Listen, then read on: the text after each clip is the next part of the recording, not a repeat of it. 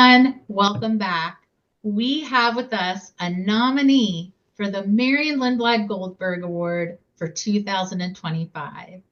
Let's welcome Kim D. Piazza. Hi, Kim. Hi, Jen. Hi.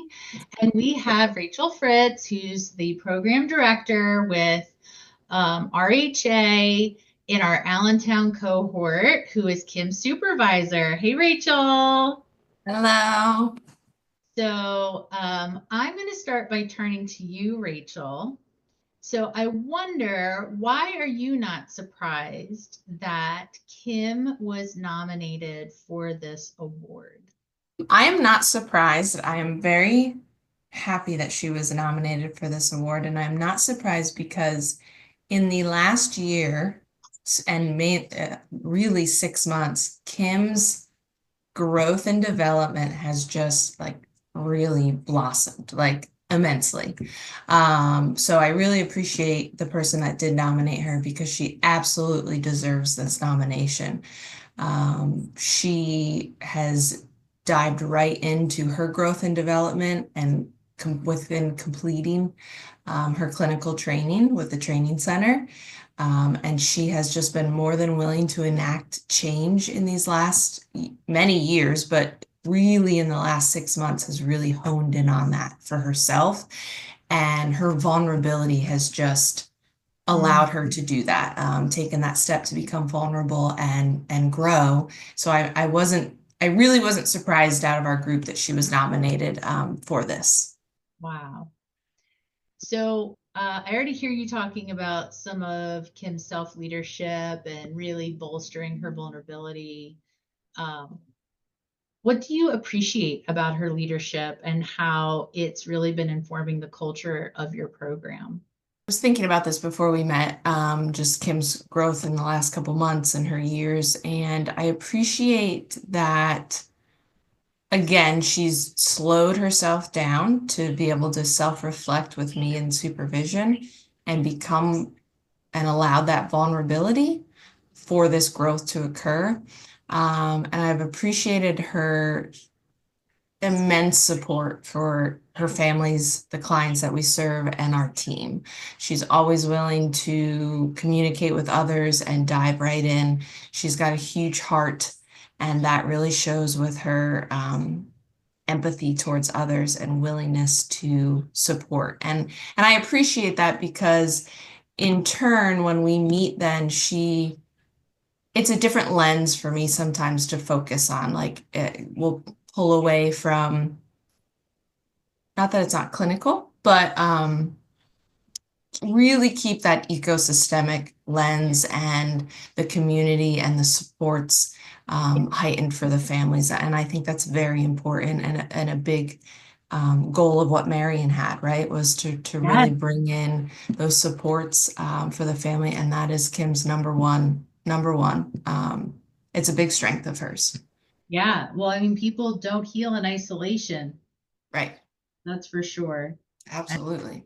suffering people are dislocated. So that, yeah, I mean, Marion was huge on that. Hmm. Um, so, I'm wondering if you have any moments or little stories about what you've seen Kim do in the face of adversity that you'd be willing to share. When Kim is faced with adversity or high emotions or intense moments, she does turn to her eco map and the team members, Mhm. whether it's the eco map of within the families, our community, or our own eco map in our office. And she slows down and faces that vulnerability to say, okay, what's going on here? What could I be doing differently? Um, and to challenge others and myself sometimes for that purpose of clarification in the support in supporting her growth and understanding of something. Yeah. Um, she's been faced with a lot of adversity. Even just this process of the nomination Yes. has caused some high emotions. Um, and we can reassure her all up and down all day, right? But she's leaned into that in group by stepping right up for a role play and like blowing my mind that we were in a conversation a couple weeks ago. I ran over and told Micah, Kim, because we were doing something. You said, let's do a role play, and jumped right into it. And I was like, I mean, I think we all snapped for her in group. It was amazing. It was Aw. amazing. Yay, Kim. Yes. Um, yeah. So that leads me to my last question for you then. Mhm. This clear dedication that Kim has to her families and doing what's best for them. And now her increased understanding of what it means to be dedicated to our own growth as a practitioner. Mhm. How has this impacted your growth, Rachel? Yes. It has impacted my growth a lot in the sense that Kim and I have grown throughout our team supervisions in ways that I haven't with other teams. Because my position and relationship with Kim has evolved over the last couple of years. When meeting with Kim, it's a reminder that when content happens, containment is needed. Yeah. And that's something that I have tried to lean into. But that comes up a lot when Kim and I meet, and it is that's a good growth edge for me that I've been working and support her in containing what's going on in the moment or what's going on for the family. It's her growth has been significant in my growth and development, in with us both slowing down and leaning into the phases of team development. Because with our supervisions, she's had some teaming changes, and which I think have impacted her most recent growth, which is really amazing. And it was really exciting for my own growth to support her with those, the intentional team and those phases of team development. Yes. So it was Wow. really nice. She's worked hard, really hard in these last couple months, and it's shown. Today, we have one of her former partners, Brandon Clinton, with us. Hey, Brandon. Hello. Hi. So I wanted to find out from you, why are you not surprised that Kim's been nominated for this award? Well, I have to tell you that I've had a very short time working with Kim, but in that time, I've seen her take charge. I've seen her um, help families, help children. She's a very caring soul. I've told her that a number of times. Um, she really has the best interest of children, the best interest of families in mind when she's working with families. And when we would meet with families, that's her focus. Like, she's not sidetracked. She doesn't go off on different directions. She's always focused and she's dedicated in that time that we spend. We don't get a lot of time with families, you know. And so the time that we have with them in those moments, she's dedicated and she's focused to helping them through whatever issues that family's dealing with. Wow. So, you know, when you think about, uh, what Kim's done in the face of adversity, how did that inform, how you showed up as a professional and your growth? So Kim really taught me a lot. I think she might say something different, but she has a lot of years of experience in this field with this model. And I came to this position not knowing really anything about the model, right? I've worked with families for over 20 years, but never really employed a model specific like this. And so I see her working these models or working this model and just applying skills and knowledge that I guess you would say I was really completely unaware of. And it helped me.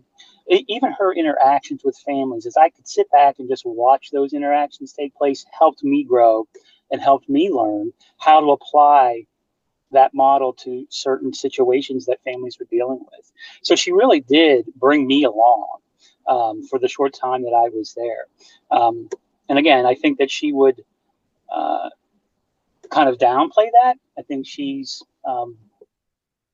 she's not the spotlight kind of person, but she knows what she's doing, and she does a really good job of it. And if you're willing to watch that interaction and watch her work, you're going to learn an awful lot from Kim.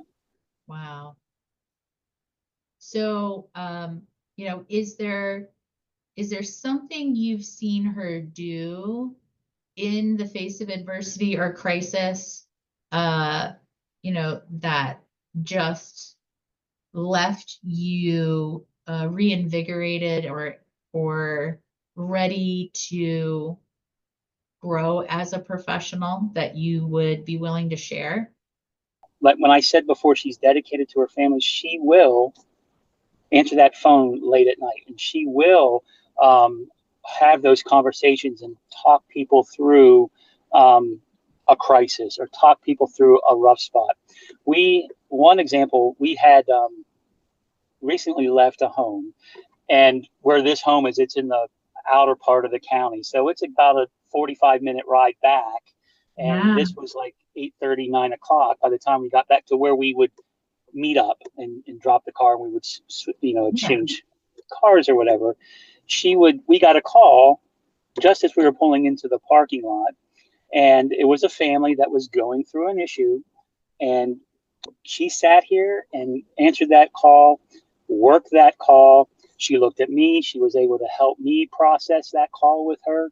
She brought me into that. It wasn't like she was looking for something, looking for help, but she brought me into this conversation. This family had reached out to her. And so again, we just spent an hour and a half, 45 minutes away working with a family, and then drove back thinking our day was done. And then we get this phone call, and Kim, like a pro, handled it and engaged me in that process too. And so when we talk about a growth edge or a learning edge, that really helped me too. Like seeing that kind of dedication, her willingness to help out, and even to provide assistance beyond just that phone call that night. So she really does look out for her families, and does put their interests first. So she does take time to do that. And I'm really impressed with her dedication to that. And I think, again, another thing that she might downplay, but she does a really, really, really good job. And she knows communities. She knows this community. She knows what's available for families. So when, if there's something that is out there for them, she's directing them to those areas. And does a really good job with that. So on the count of 3, can you join me in saying congratulations to Kim? 1, 2, 3. Congratulations, Kim. Yay. We know you hate the spotlight, and we're so happy for you. It's well deserved. Well deserved. I'm here with Abby Rose from RHA, and she is here to help us celebrate the nomination of Kim DiPiazza. Hi, Abby. Hey, Jen. Thanks for having me. Yeah. So, Abby, I wanted to start out with finding out, why did you nominate Kim for the Marion Lindblad-Goldberg Award? I decided to nominate Kim because I have seen her dedication and her growth and her love for family base and the ESFT model, just continue to blossom throughout the time I've known her. And I think that she's really embodied this systemic work and is a great agent of change. So I think she deserves it. How has her dedication and what you've been seeing her do impacted your own growth? Yeah, I definitely feel like seeing her be so dedicated and take so much time for her families that she works with, and just be like so willing to change and grow for them, with them, to better serve them, has impacted me by like motivating me. That's the word I want to use. Yeah. Motivating me. And just like when you think things are getting down, like I know I can always turn to Kim and she's got some sort of positive twist for it, or like a good systemic reframe where she's able to kind of take away the cloud and bring the sunshine. So, is there a little anecdote or, something you could share in regards to what you've seen her do in the face of adversity? Well, I feel like I feel like I kind of touched on it in our supervisions, our group supervisions. Kim is like always excited and willing to hear feedback. When she's struggling with a tough client that she feels there's adversity there, she's, turning to her peers, she's turning to our supervisors, and she's like being vulnerable and being curious and like willing to receive feedback. And I think that's a really beautiful quality that shows in her work, where she's able to, make these huge changes in these people's lives that she serves. Wow. Well, I'm so glad that you nominated Kim, and it does sound so well deserved. And thank you so much for being here to share with us your time you've been having with Kim. Yeah, thank you. Kim, I'm coming to you. Okay, I'm ready. All right. So, what does it mean for you to be recognized as having the same passion and commitment to the center's mission that Dr. Marion Lindblad-Goldberg had? I can tell you it is just such a great honor for me, Jen, to even be mentioned in the same breath as her, because she was such a pioneer. It's very humbling to me that I was nominated for this. And I just feel it's one of my life's sweetest surprises. Like I really never ever would have guessed for it. So I'm very flattered and humbled.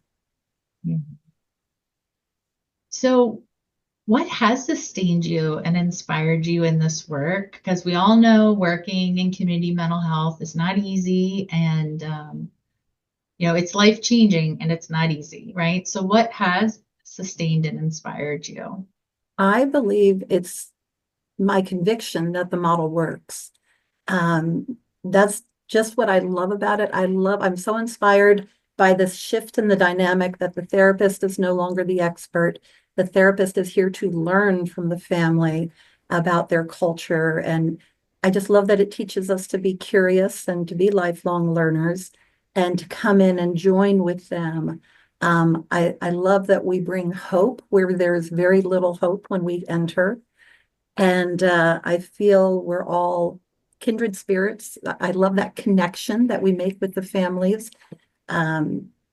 I think that's just so sustaining to me to build that trust and rapport. And like sometimes they don't see and believe that the change can happen with them, but Right. they learn to trust in me, and my belief and my convictions helps them to bridge that. Yes. Yeah. Right. Oh my gosh. Rachel, Excuse me. how many times have I said, what would it really look like if every session you walk in, you treated the family in the belief that they are their own best resource for change? Absolutely. Yep. Exactly. And that's what I love about the work, Jennifer, is that I feel like in the past, my view was that we needed to build bridges to address the gaps and the voids in the services. But what this model teaches is that we are the bridge. We show the parent how they can do it.